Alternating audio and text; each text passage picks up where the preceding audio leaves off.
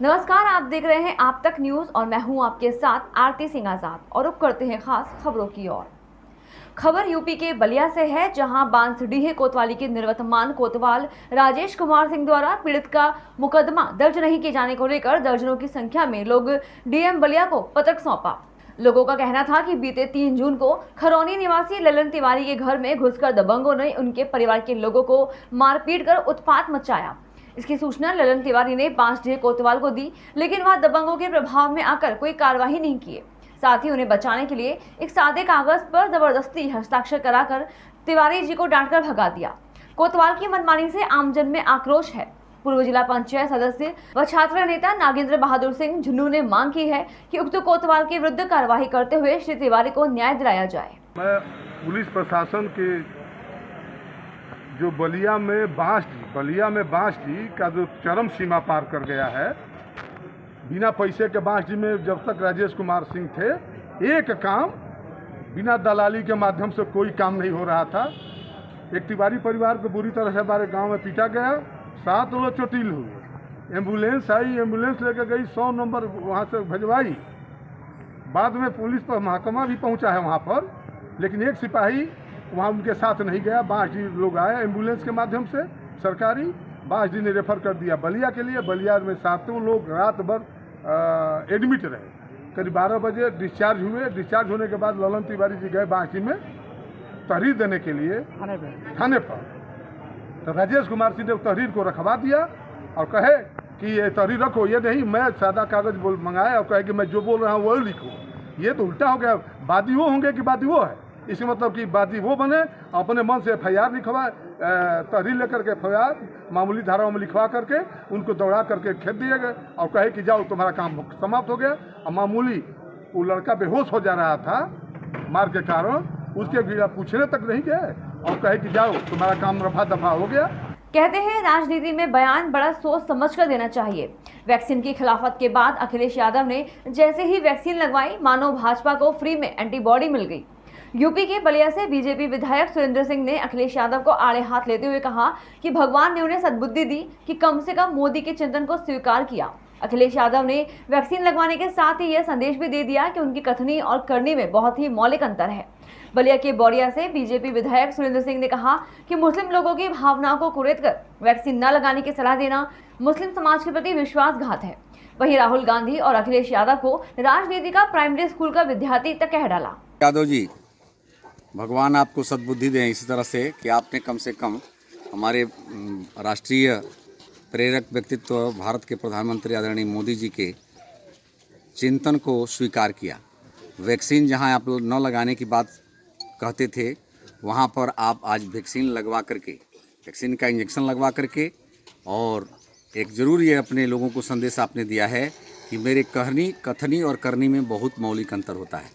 Vote लेने के लिए समाज को जलाना किसी भी नेता का धर्म नहीं होता अखिलेश जी।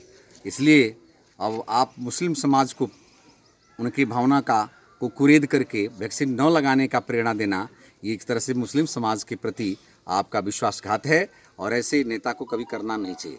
रामपुर में बीती रात गौ तस्करों और पुलिस में हुई मुठभेड़। इस मुठभेड़ में 2 गौ तस्करों के गोली लगने से घायल हो गए और 4 गौ तस्कर भाग गए थे, जिनको पुलिस ने जंगल में कॉम्बिंग कर धर दबोचा। पिछले कुछ दिनों से मिलक पुलिस पर हिंदू संगठनों का गौ तस्करों से मिली भगत कर गौकशी का आरोप था और इसी वजह से हिंदू संगठनों का पुलिस पर काफी दबाव था और पुलिस इसी जुगत में लगी थी कि किसी तरीके से इन गौ तस्करों गौकशी के लोगों को गिरफ्तार कर जेल भेजें। बहरहाल बीती रात चेकिंग के दौरान मिलक बिलासपुर रोड पर पुलिस चेकिंग कर रही थी। इसी दौरान एक कार आई, जिसे रोकने का इशारा किया तो कार में सवार कुछ लोगों ने पुलिस पर फायरिंग शुरू कर दी। इसी को देखते हुए पुलिस ने भी फायरिंग की और 2 लोगों को गोली लगी और 4 को गिरफ्तार कर लिया गया।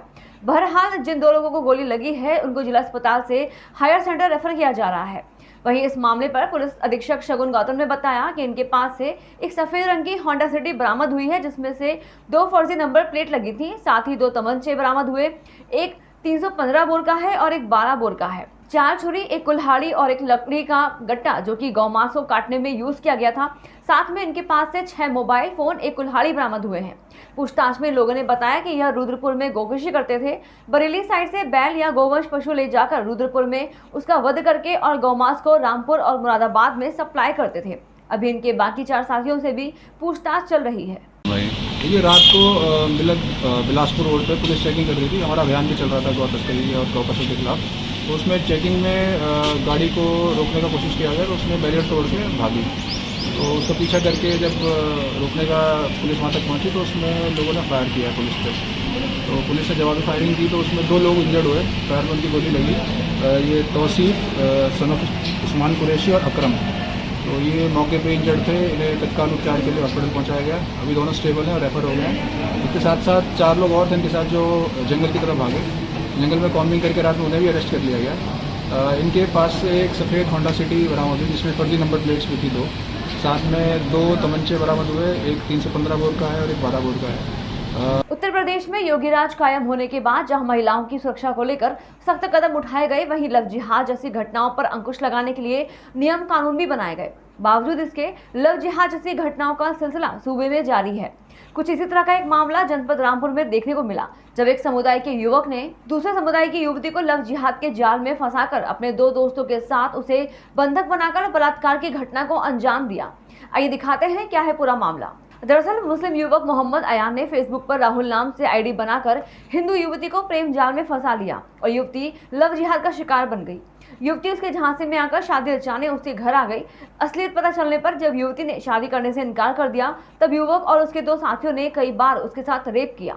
किसी तरह जंगल से छूटकर भागी युवती थाना स्वार आई और उसने अपनी आप बीती स्वार पुलिस को बताई, लेकिन स्वार पुलिस ने पूरे दिन थाने में रखा, लेकिन उसकी कोई मदद नहीं की। पीड़ित युवती ऋतु थक हार कर डीआईजी के पास पहुंची। डीआईजी मुरादाबाद के आदेश स्वार पुलिस ने राहुल उर्फ अयान व 2 अन्य अज्ञात निवासी नवाब नगर के खिलाफ धोखाधड़ी और रेप समेत अनेक धाराओं के अंतर्गत मुकदमा दर्ज कर आरोपियों की तलाश शुरू कर दी है।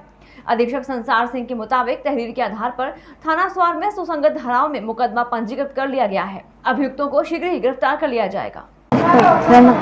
फेसबुक फ्रेंड का राहुल कुमार के नाम से ना रिक्वेस्ट आया था। कई बार आया तो मैंने इग्नोर किया, मतलब फिर से आया तो मैंने एक्सेप्ट किया।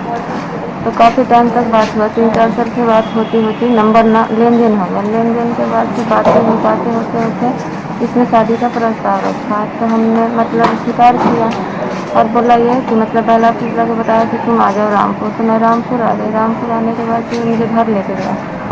घर लेके जाने के बाद से मुझे पता चला कि ये मुसलमान है। तो मैंने इससे शादी करने से मना किया। तो मुझे मतलब ये घर में बंद कर दिया। बंद करने के बाद से मतलब इसने मेरे साथ ज़बरदस्ती करने लगा। कोशिश करते रहता था डेली में। उसके बाद से मतलब ये ना नमाज वमाज के बारे में ना जय नमाज खरीद के लाया। वो माला होती है वो दिया मुझे, नमाज पढ़ने के लिए बोला, 1-2 बार वो भी कराया। थाना स्वार के एक युवक द्वारा अपना नाम और धर्म छुपाकर एक युवती के साथ शारीरिक शोषण किया गया और शादी का प्रस्ताव रखा गया। क्या है पूरा मामला? जनपद कुशीनगर की एक महिला द्वारा थाना स्वार पर एक तहरीर दी गई जिसमें उसके द्वारा आरोप लगाए गए कि लगभग 1 वर्ष पूर्व फेसबुक पर राहुल कुमार नामक व्यक्ति से मेरी जान पहचान हो गई थी। उसने मेरे समक्ष शादी का प्रस्ताव रखा। जब मैं रामपुर पहुंची तो वो मुझे अपने साथ अपने गांव नवाबनगर थाना स्वार रामपुर ले गया। कुछ समय बाद जब मुझे जानकारी हुई कि राहुल का वास्तविक नाम मोहम्मद अयान है तथा मुझे धोखे में रखकर मेरा अयान आदि द्वारा शारीरिक शोषण किया गया, प्राप्त तहरीर के आधार पर थाना स्वार पर सुसंगत धाराओं में अभियोग पंजीकृत कर विधिक कार्रवाई की जा रही है। अभियुक्तों को शीघ्र ही गिरफ्तार किया जाए। उत्तर प्रदेश के अयोध्या में एक अस्पताल में लगे सीसीटीवी कैमरे पर बखेड़ा खड़ा हो गया। प्रसव के बाद गर्भवती महिलाओं को जिस वार्ड में रखा जाता है वहां कैमरा देख करणी सेना भड़क गई। अस्पताल प्रशासन पर निष्ठा भंग करने का आरोप लगाते हुए करणी सेना ने राज्य महिला आयोग से शिकायत कर कैमरा हटवाने की मांग की है। मामला जिले के मसौदा सामुदायिक स्वास्थ्य केंद्र का है। गुरुवार को करणी सेना के लोग प्रसव के बाद वार्ड में भर्ती महिलाओं को फल वितरित करने गए थे। इसी बीच उनकी नजर वार्ड में लगे सीसीटीवी पर पड़ी। उन्होंने अधीक्षक को फोन पर इसकी शिकायत की है। साथ ही महिलाओं के वार्ड में कैमरा लगने पर सवाल खड़े किए। उन्होंने वार्ड से कैमरे को हटाने की मांग की। इस पर सीएमओ घनश्याम सिंह ने कहा कि कैमरा तो हर वार्ड में लगता है, ये कैमरा कोविड वार्ड होने के दौरान लगा था। मुख्यमंत्री से सीएमओ को हटाने की मांग करनी सेना की प्रदेश अध्यक्ष एडवोकेट श्वेता राज सिंह ने राज्य महिला आयोग से मामले की शिकायत की है। साथ ही उन्होंने 1090 विमेन पावर लाइन के साथ डीएम, एसएसपी और सीएमओ को भी मामले की शिकायत की है और कहा है कि प्रसूता के वार्ड में कैमरा लगाकर अस्पताल प्रशासन ने महिलाओं की निजता भंग की है। उन्होंने सीएम से सीएमओ को हटाने की मांग की। मांग न पूरी होने पर उन्होंने कोर्ट तक जाने की बात कही है। देखिए, ऐसा है कि हम लोग यहाँ पे फल वितरण करने आए थे सीएससी मसौदा पे। ये माननीय मुख्यमंत्री जी ने इसको गोद लिया है, तो इसलिए करनी सेना यहाँ पे फल वितरण करने आई थी। हम लोग तो अच्छे उद्देश्य से आए थे, लेकिन जब फल वितरण करना शुरू किया, लेबर रूम में हम गए, लेबर रूम के सामने गए, वहाँ पे एक महिला भी एडमिट थी। हमने क्या देखा कि वहाँ पे एक सीसीटीवी कैमरा लगा हुआ है। मतलब महिलाओं के निजी कक्ष में, जहाँ पे महिलाएं लेबर के बाद रखी जाती हैं, स्तनपान कराती हैं, उनके कपड़े बदले जाते हैं, उनको तेल लगता है, वहाँ पे एक सीसीटीवी कैमरा लगा हुआ है। और जब अधीक्षक महोदय से मैंने कहा कि आप ये बताइए कि सीसीटीवी कैमरा कैसे लगा हुआ है यहाँ पे, तो उन्होंने कोई जवाब नहीं दिया। उन्होंने कहा ये आपके मतलब की बात नहीं है। उसके बाद ये भी बोल रहे थे, हाँ मैं 5 बजे तक रुकता हूँ, मैं देखता हूँ आप लोग क्या कर लेंगे। आप ये सोचिए कि ऐसे में मेरी क्या हो रही होगी हालत, कि एक महिला के मान सम्मान को किस प्रकार से आच्छादित किया जा रहा है।